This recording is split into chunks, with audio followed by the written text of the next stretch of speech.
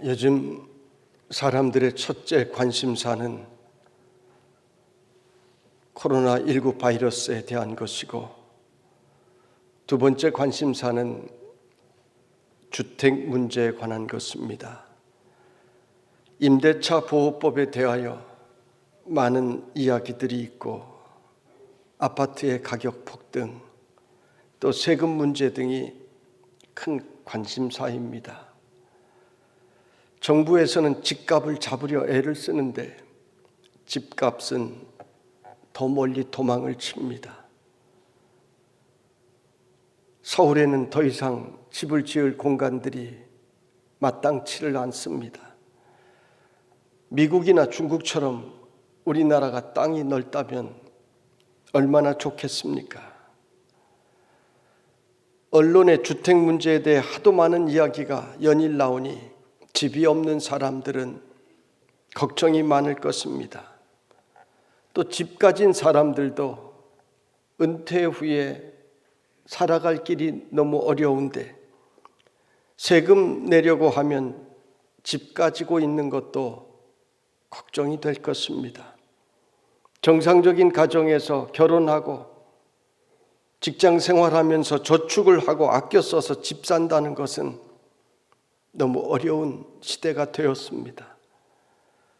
경부 고속도로를 달려가다가 용인에서 천안까지 쭉 뻗어 있는 넓은 벌판들을 보면서 여기에 아파트를 많이 세우면 얼마나 좋을까, 그런 생각도 해보았습니다. 우리는 늘 집에 대한 걱정을 하면서 삽니다. 그런데 이것은 성경을 보면 2000년 전에도 집 문제에 대하여 많은 관심들이 있었고, 또 성경에도 집에 대한 이야기들이 많이 나옵니다. 오늘 말씀에도 집을 어떻게 지을 것인가에 대한 말씀이 비유로 나오고 있습니다. 첫째는 교회를 어떻게 세울 것인가에 대한 이야기입니다. 고린도 교회는 은사에 대한 문제, 그리고 우상에 바쳐진 제물을 먹는 문제로 교회 안에 분쟁이 있었습니다. 그리고 오늘 말씀 바로 앞에는 분파에 대한 이야기가 나옵니다. 사람들은 서로 힘을 합쳐 조직을 만들고 다른 사람들을 누르려 하는 경향이 있습니다. 깡패들도 서로 힘을 합쳐 조직을 만들고 선량한 사람들 못 살게 구는 사람들이 있죠. 이런 사람들을 뭐라고 합니까? 조직폭력배, 조폭이라고 부릅니다. 사람들은 곳곳마다 나와 조금만 비슷하면 함께 조직을 만들고 힘을 모으려고 합니다. 그런데 이런 모습이 믿음의 사람들인 고린도 교회 안에도 생겨나기 시작했습니다. 우리는 사도 바울을 따르는 사람들이다. 사도 바울이 최고의 지도자다. 그래서 사도 바울의 인기에 기대어 교회의 주도권을 차지하려고 하는 사람들이 있었습니다. 여기에 들지 못한 사람들이 또 새를 규합하여 아니다, 게바 즉 베드로가 최고다. 언제 바울이 예수님을 만나보기나 했느냐? 예수님의 수제자 베드로가 최고다. 우리는 베드로파다. 이렇게 주장을 합니다. 한쪽에서는 아볼로가 최고다. 아볼로는 당시 구약의 정통한 학자였습니다. 그리고 최고의 웅변가였습니다. 오늘날 히브리서의 저자가 아볼로라고 많은 신학자들이 이야기를 합니다.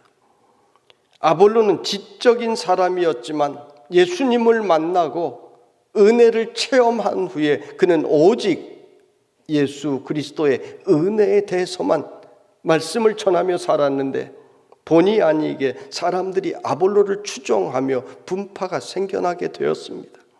그러자 또 한 그룹은 우리가 먼저다, 우리는 예수님을 따라다녔던 사람들이다, 너희들은 다 우리 아래다, 이렇게 주장하는 무리들도 생겨나게 되었습니다. 이러한 모습을 안타깝게 바라보며 사도 바울은 오늘의 말씀을 고린도 교회에 주시고 있는 것입니다. 10절에 보면 내게 주신 하나님의 은혜를 따라 내가 지혜로운 건축자와 같이 터를 닦아두매 다른 이가 그 위에 세우니라고 했는데, 이 말씀을 보면 고린도 교회는 사도 바울이 개척한 교회임을 알 수가 있습니다. 사도 바울은 내게 주신 하나님의 은혜를 따라 교회를 개척했다고 말씀합니다. 지혜로운 건축자와 같이 터를 닦아 두었다라고 하는 것은 오직 예수 그리스도의 복음 위에 고린도 교회를 세웠다라고 하는 뜻입니다. 내가 내게 주신 하나님의 은혜를 따라, 그렇습니다. 교회는 하나님의 은혜로 세워지는 것입니다. 지금까지 우리 도림교회도 하나님의 은혜로 교회가 세워졌고 하나님의 은혜가 떠난 적이 한 번도 없었습니다. 6.25 전쟁의 시기에도 그 고난을 받았던 많은 일들이 있었고 청년들이 전장터에 나가 전사하는 일들도 있었지만 우리 교회를 은혜 가운데 지켜주셨습니다. 일제강점기의 핍박 가운데 일제가 얼마나 많은 핍박을 했습니까? 목사님도 신사참배 때문에 감옥에 들어간 일도 있었습니다. 그런데도 우리 교회를 오늘까지 지켜주셨습니다. 이 교회 수많은 성도들을 보내주셔서 하나님의 말씀을 통하여 구원을 입게 하셨습니다. 여러분, 교회는 언제나 하나님의 은혜가 있어야 교회가 세워져 갈 수가 있는 것입니다. 그러므로 우리는 모두가 하나님의 은혜를 입은 사람들로 부르심을 입었다는 이 사실을 잊지 마시기를 바랍니다. 어떤 교회가 훌륭한 교회입니까? 요한계시록에 나타난 초대 7교회를 보면 칭찬받은 교회도 있고 책망받은 교회도 있습니다. 훌륭한 교회는 하나님의 은혜를 잊지 않고 살아가는 교회입니다. 훌륭한 교회는 그러므로 복음을 떠나지 않습니다. 복음을 절대 잊지 않습니다. 교회의 존재 이유는 복음이기 때문입니다. 우리 교회가 20만의 비전을 이야기하는 것은 적어도 도림교회 100년 역사에 20만 명을 구원의 길로 인도하자는 의미입니다. 일천 선교사를 말하는 것도 땅끝까지 복음을 전하라는 주님의 최후의 지상 명령을 우리 성도들은 잊지 않고 복음 전하는 교회로서의 사명을 감당하자는 이야기입니다. 코로나 때문에 어려운 사람들이 많고 교회 나오는 것도 사실 어렵습니다.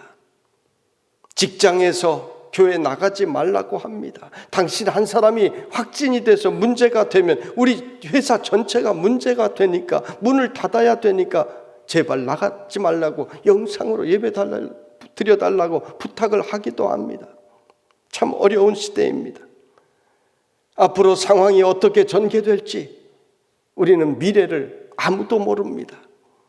그런데 여러분, 우리가 코로나의 시대를 지내며 생각해야 될 것은 코로나가 어렵다고 우리가 구원받지 않아도 되겠습니까? 코로나 때문에 걱정하며 이리저리 피하며 살다가 이 세상 떠나면 되겠습니까? 오히려 우리는 더 열심히 이때 복음을 전해야 되는 것입니다. 사도 바울은 오직 복음 중심으로 터 위에 고린도 교회를 세웠습니다. 11절에 이 터는 곧 예수 그리스도라 하신 말씀은 곧 예수 그리스도의 말씀 위에 고린도 교회를 세웠다라고 하는 말입니다. 우리 교회 본당 3층 현관에 벽면에 쓰여진 글씨 여러분 보셨습니까? 뭐라고 쓰여 있습니까? 오직 예수. 저는 우리 성도들이 예배를 드리기 위하여 이 성전에 들어설 때마다 그 글을 바라보며 잊지 않기를 바라는 마음에서 오직 예수, 오직 예수, 오직 예수를 그곳에 새겨 놓았습니다. 사랑하는 성도 여러분, 우리 도림교회는 오직 예수 그리스도의 복음의 터 위에 세워지는 교회가 되기를 원합니다. 우리 도림교회 성도들은 우리의 로고처럼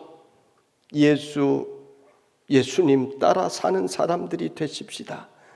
우리 주님은 복음의 터 위에 세워진 교회를 영원히 지켜주십니다. 이 교회 안에 있는 성도들을 보호하여 주십니다. 이 교회를 통하여 우리에게 구원의 은총을 베풀어 주십니다. 그러므로 우리는 우리에게 선물로 주신 이 교회를 귀하게 여겨야 합니다. 이 교회를 주셨음을 우리는 감사해야 합니다. 이 교회는 구원의 방주이기 때문입니다. 여러분, 구원의 방주에 모두가 다 탄 것이 아닙니다. 여러분은 구원의 방주에 탄 것을 감사하셔야 합니다. 구원의 방주를 묵상하다가 한 장면이 떠올랐습니다. 6.25 전쟁의 시기에 중공군의 개입으로 퇴로가 막히고 전투에 패하게 되면서 유엔군은 흥남 부두에서 함정을 타고 철수를 하게 됩니다. 미 해병 사단이 마지막 철수를 하고 이제 맨 마지막에 무기를 싣고 남하를 해야 하는데 흥남 부두에는 배를 보고 30만 명의 피난민들이 몰려들었습니다. 퇴로가 막혀 있으니까 갈 곳이 없는 것입니다. 원로 가수 현인 씨가 부른 굳세어라 금수나, 이 노래가 사실은 너무나 가슴 아픈 이야기입니다. 술자리에서 부르고 박수치며 부르는 노래가 아니라 너무나 아픈 노래입니다. 영상을 제가 우연히 보다가 너무 안타까워서 몇 번을 돌려보았습니다.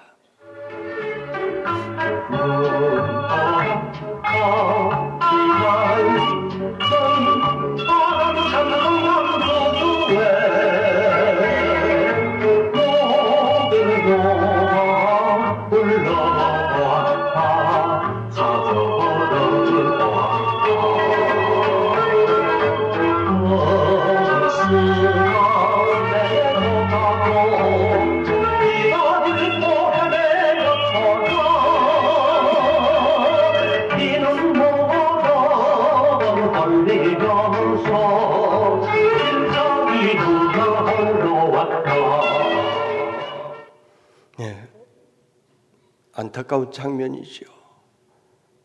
미 10군단장인 알몬드 장군은 600만 톤의 무기를 수송해야 하는 명령을 받았기에 누구도 태울 수가 없었습니다. 그때 김백일 장군의 끈질긴 설득으로 무기를 포기하고 민간인들을 싣게 되었습니다. 김백일 장군의 친일 행적이 논란이 되지만 이 일은 수많은 생명을 살린 일이었습니다.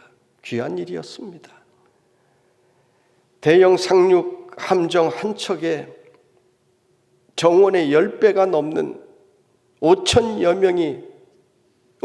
명씩 승선하였는데 그곳에 밀려든 피난민 30만 명 중 단 9만 명만이 함정을 타고 남한으로 넘어올 수가 있었습니다.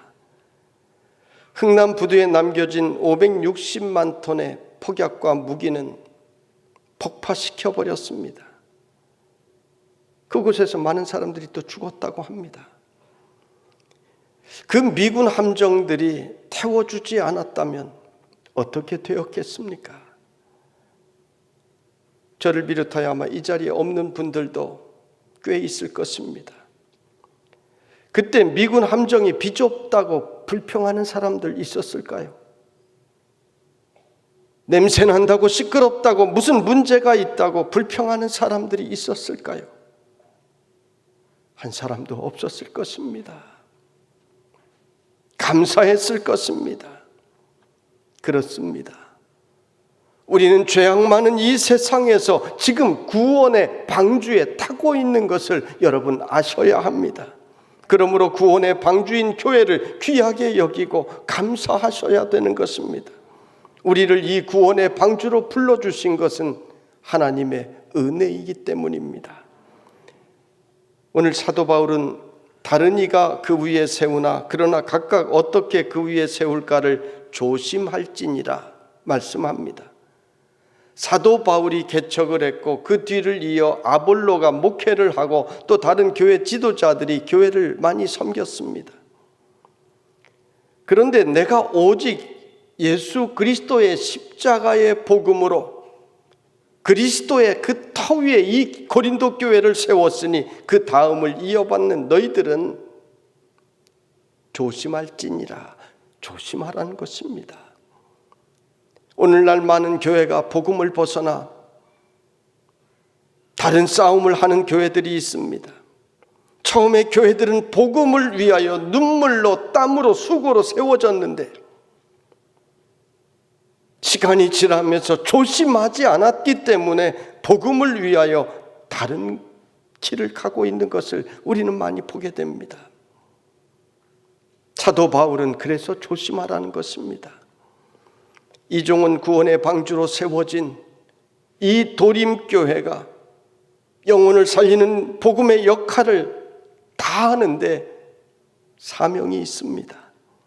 여러분도 이 교회로 불러주신 사명이 복음을 위해 주의 일꾼으로 일하다가 주님의 나라로 가는 것임을 잊어서는 안 됩니다. 성도 여러분, 우리가 늘 복음을 잊지 않고 살아가는 성도들이 되시기를 주님의 이름으로 축원합니다. 둘째는 우리가 지어야 할 집입니다. 예수 그리스도의 터 위에 세워진 교회에서 우리는 모두가 신앙생활을 하는데 성경은 이것을 집 짓는 것으로 비유하여 이야기를 합니다. 금이나 은이나 보석이나 나무나 풀이나 집으로 이 터 위에 세우면이라고 했습니다. 그 당시에도 은보다는 금을 귀하게 여겼고 금보다는 보석을 더 귀하게 여겼습니다. 은으로 지은 집보다는 금으로 지은 집을, 금으로 지은 집보다는 보석으로 지은 집을 더 귀하게 여길 것입니다. 오늘 성경은 또 한 가지 재료를 말씀하는데 나무나 풀이나 짚으로 세운 집을 말씀합니다. 이런 집을 세우는 것은 비용도 적게 들고 시간도 적게 들고 세우기도 아주 쉬울 것입니다. 성경이 이러한 집을 말씀하는 것은 정성이 없이 대충 짓는 집을 말하고 있습니다. 그런데 집을 다 짓고 나면 준공검사를 해야 됩니다. 우리 교회도 건축을 하고 준공검사를 하는데 어려운 일들이 많이 있었습니다. 소방서에서 나와서 검사를 하는데 쉬운 일이 아닙니다. 대형 건물은 굉장히 어렵습니다. 전기검사합니다. 계단이나 경사나 모든 것을 하나하나 검사를 합니다. 창문 하나 여는 데에도 쉽게 되지 않습니다. 본당에 현관 로비에 창문을 좀 열고 싶었는데 우리가 열고 싶다고 해서 열 수 있는 것이 아닙니다. 안 됩니다. 장애인 단체에서 나와서 이리저리 고치라고 합니다. 계속해서 고칩니다. 도로를 고치는데도 이쪽에서 나와서 이렇게 하라고 해서 고쳐놓으면 다른 부서에서 나와서 또 저렇게 고치게 합니다. 공사비로 수천만 원이 들어가는데 지시는 해놓고 책임지는 사람은 없습니다. 그래서 제가 고민하다가 흰머리가 나오기 시작했어요. 모든 검사가 다 마쳐진 후에 준공필증이 나오고 건물을 사용할 수 있게 됩니다. 여러분, 그렇습니다. 우리가 교회에서 신앙생활한 것을, 즉 신앙의 집을 지은 것을 준공검사하는 날도 반드시 찾아오게 되는 것입니다. 사람들은 이것을 자꾸 잊고 살아갑니다. 여러분, 결혼 기념일이나 생일은 잊어버려도 괜찮습니다. 그러나 우리 신앙의 생활에 집을 지은 것을 준공검사 받는다는 것을 잊어버리고 살면 큰일 나는 것입니다. 그날이 갑자기 오면 그때는 다시 지을 수도 없고 그때는 고칠 수도 없습니다. 오늘 성경은 신앙생활의 준공검사를 불로써 공적을 검사한다고 비유로 말씀을 했습니다. 그저 검사한다, 하나님 앞에 선다 말씀하신 것보다 비유로 말씀하신 것을 보면 훨씬 더 생생하게 다가옵니다. 여러분, 한번 이 말씀을 상상을 해보세요. 우리가 신앙생활의 집을 평생 지은 것을 하나님 앞에서 불로써 검사한다고 했는데, 집이나 나무나 풀로 지은 집, 불로써 그 공적을 검사할 때 순식간에 불타버리고 재만 남을 것입니다. 그런데 금은 보석으로 지은 집은 어떻습니까? 불이 타오를 때 금집은 금빛으로, 은집은 은빛으로, 보석집은 영롱한 보석빛으로 찬란하게 빛날 것입니다. 그때 여러분은 그 집 앞에서 얼마나 자랑스럽겠느냐 하는 것입니다. 이 땅에서 주님을 위해 수고하고 눈물 흘렸던 것들이 그때는 감사하게 될 것입니다. 오늘 말씀 속에는 깊은 의미가 있습니다. 우리 모두가 이 터 위에서, 즉 교회에서 신앙의 집을 지어가고 있는 사람들입니다. 여러분은 얼마만큼 지으셨습니까? 잘 지은 사람도 있고 시원찮게 지은 사람도 있을 것입니다. 번쩍번쩍하게 집을 지은 사람도 있고 창문도 없이 그저 움막처럼 지어놓은 사람도 있을 것입니다. 그런데 불로써 공적을 시험하면 환하게 빛나는 아름다운 집을 지은 사람도 있고 훨훨 불타버리고 재만 남는 집을 지은 사람도 있을 것입니다. 그런데 둘의 공통점이 있습니다. 무엇입니까? 집을 지었다는 것입니다.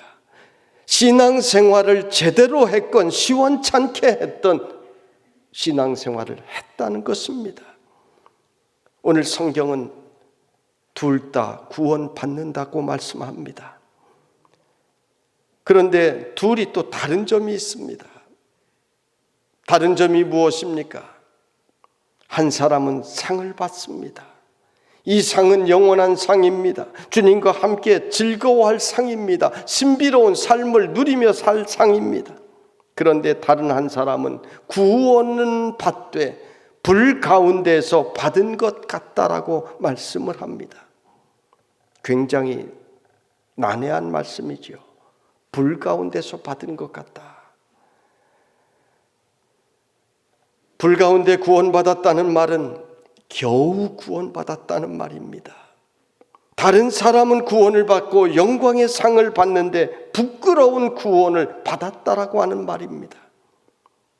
남포교회 박영선 목사님이, 은퇴하신 목사님이 이 본문을 아주 재미있게 해석을 했습니다. 공적을 시험하는데 불타오르는 집에서 허둥지둥 빠져나오다 보니 알몸에 삼각 팬티 하나 입고 그냥 튀어나왔다는 거예요. 그래서 천국에서 부끄러워서 외출도 못한다는 거예요. 천국에도 삼각 팬티가 있는지 모르겠지만 부끄러운 구원은 받지 말자는 이야기입니다. 성도 여러분, 우리는 날마다 신앙의 집을 지금 지어가고 있습니다. 70년, 80년 집을 짓는 사람도 있고 10년, 20년 만에 집을 마치는 사람도 있습니다. 분명한 것은 우리가 이 땅에서 쓴 재료대로 천국에서 그대로 지어진다는 것입니다. 감리교를 세운 요한 웨슬레는 우리가 장차 하나님 앞에 설 때 세 가지 질문을 받는다고 했습니다. 첫째, 시간을 어떻게 썼는가? 둘째, 내게 준 돈을 어떻게 썼는가? 셋째, 내게 준 자녀를 어떻게 가르쳤는가? 물론 성경에 나오는 이야기는 아닙니다. 그만큼 우리 인생에서 하나님께서 우리에게 주신 시간과 물질과 가정이 중요하다는 이야기입니다. 이 세 가지를 우리는 잘 사용하고 가야 된다는 말입니다. 우리는 주님 앞에 서게 되는 날 반드시 우리의 공적을 내어놓게 될 것입니다. 우리가 하나님 앞에 섰을 때 내가 살아온 날들이 필름처럼 순식간에 지나가게 될 것입니다. 그리고 우리가 신앙의 집을 지은 대로 부끄러운 구원을 받는 자도 있고 영원한 상급을 누리게 될 자도 있을 것입니다. 사랑하는 성도 여러분, 여러분은 주님께서 주실 상급을 바라보며 인생의 좋은 건축자들이 모두 되시기를 주님의 이름으로 축원합니다.